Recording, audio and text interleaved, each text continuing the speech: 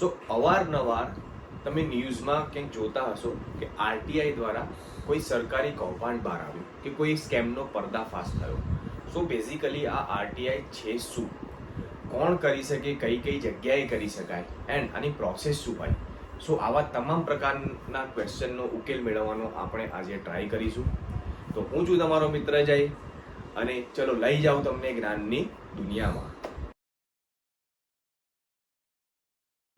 RTI right two information 2005, હક છે મને માહિતી મેળવવાનો. સો બેઝિકલી 21 જૂન 2005ના પહેલા જો તમારે કોઈ સરકારી વિભાગ તરફથી કે કોઈ સરકારી એજન્સી તરફથી કોઈ પણ પ્રકારની ક્લિયરિટી મેળવવી હોય તો એના માટે કંઈ પ્રોવિઝન ન હતું. પરંતુ 21 જૂન 2005ના દિવસે ભારતીય સંસદ દ્વારા કલમ નંબર 19 હેઠળ એક કાયદો બહાર પાડવામાં આવ્યો કે જેના દ્વારા ભારતનો દરેક નાગરિક કોઈ પણ સરકારી વિભાગ કે સરકારી એજન્સી તરફથી બનતી માહિતી મેળવી શકશે અને એ તમારો મૌલિક અધિકાર છે. સો આપણે કયા કયા ખાતા જોડેથી માહિતી મેળવી શકીએ કે માહિતી મેળવવાનો પાવર છે આપણને. સો સેન્ટ્રલ, સ્ટેટ અને લોકલ ઓથોરિટીઝ તરફથી, પાર્લામેન્ટ અને state legislator, judiciary, security forces, કોઈ પણ government finance board institute, public sector undertakings, all ministry and police, આ તમામ પ્રકારના ખાતાઓ તરફથી આપણે માહિતી મેળવી શકીએ છીએ. હવે તમે કેવી કેવી માહિતી મેળવી શકો એના પર થોડી વાત કરી લઈએ.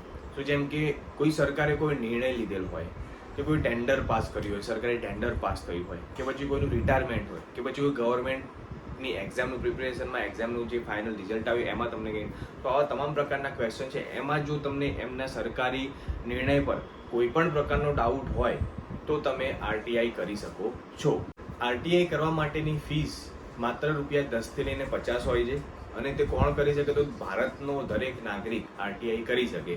જસ્ટ એમને ફીસ પે કરવાની હોય, વેલિડ એડ્રેસ નાખવાનું હોય અને જે તે વિભાગમાં જે તે માહિતી જોઈતી હોય એનું જે ડિસ્ક્રિપ્શન હોય, શોર્ટ ડિસ્ક્રિપ્શન એ નાખશે એટલે એમને માહિતી મળી જશે. હવે કઈ ભાષામાં આપણે આરટીઆઈ કરી શકીએ, તો કોઈ પણ ભાષામાં આરટીઆઈ કરી શકાય. ઇંગ્લિશ, હિન્દી કે કોઈ પણ લોકલ લેંગ્વેજમાં આરટીઆઈ તમે કરી શકશો. સો આરટીઆઈ કરતી વખતે શું બાબતો ધ્યાનમાં રાખવી? સો સૌથી પહેલું તો જે તમારું ડિસ્ક્રિપ્શન હોય ને એ બહુ શોર્ટ રાખવું, બરાબર. પછી એક્સપ્લેનેશન વધારે નહીં આપવું, ટુ ધ પોઈન્ટ વાત કરવી. જેમ કે એક્ઝામ્પલ તરીકે જોઈએ આપણે તો કે ભાઈ કોઈ ટેન્ડરમાં તમે ફોર્મ અરજી કરી હોય, ટેન્ડરનું રિઝલ્ટ આવ્યું, તમારું નામ ડિક્લેર નથી થયું, તો જસ્ટ તમારે જાણવું હોય કે ભાઈ મારું નામ કેમ નથી આવ્યું અને જે પર્સનનું નામ આવ્યું છે સો એને કેટલા રૂપિયા બજેટ આપ્યું હતું અને એને તમારા કરતાં શું સર્વિસીસ વધારે આપી હતી. સો બેઝિકલી આ પ્રકારનું શોર્ટ એન્ડ સ્વીટ એક એક્સપ્લેનેશન તમે આપો, ડિસ્ક્રિપ્શન આપો અને તમને તમારો આન્સર મળી જશે. થર્ડ વસ્તુ એવી કે કોઈ સરકારી અધિકારી સાથે તમારી જો પર્સનલી દુશ્મનાવટ હોય તો એને ક્યાંક તો બતાવી દઉં, બદલો લેવા માટે બી આરટીઆઈ કરવાની નહીં. સો આપણે કઈ રીતે આરટીઆઈ કરી શકીએ? સો ગુજરાતમાં હજુ ઓનલાઈન ચલણ, ઓનલાઈન પદ્ધતિથી આપણે આરટીઆઈ કરી શકતા નથી. સો એના માટે તમારે જે તે વિભાગમાં જઈને રૂબરૂ જઈને અરજી કરવાની રહેશે. જસ્ટ તમે તમારી ડિટેલ્સ લખી, કોન્ટેક્ટ નંબર આપ્યો, એડ્રેસ આપ્યો, ફીસ પે કરી અને તમને તમારું જે રિઝલ્ટ છે એ 30 ડેઝની અંદર તમને તમારી પૂરતી માહિતી મળી જશે. હવે જો તમારે કેન્દ્ર સરકાર પાસેથી માહિતી મેળવવી હોય તો એના માટે તમે ઓનલાઈન અરજી કરી શકો છો. onlinerti.gov.in આ એમની વેબસાઇટ છે, ત્યાં જઈને તમે સબમિટ રિક્વેસ્ટ પર જઈને ત્યાં અરજી કરી શકો છો. તો તમને એક આ પ્રકારનું ફોર્મ ઓપન થયેલું મળશે. આ પ્રકારના ફોર્મમાં માંગેલ માહિતી તમે ભરશો, પછી ફીસ પેમેન્ટ કરશો એટલે તમને ત્યાંથી ડાયરેક્ટ અરજી સબમિટ થઈ જશે અને તમને ઓનલાઈન જ એનો આન્સર મળી જશે. આર્થિક રીતે પછાત વર્ગ હોય એ લોકોને કોઈ પણ પ્રકારની આરટીઆઈ માટે ફીસ પે કરવાની હોતી નથી. સો એવું 2012માં આરટીઆઈના રૂલમાં એવું લખેલું છે.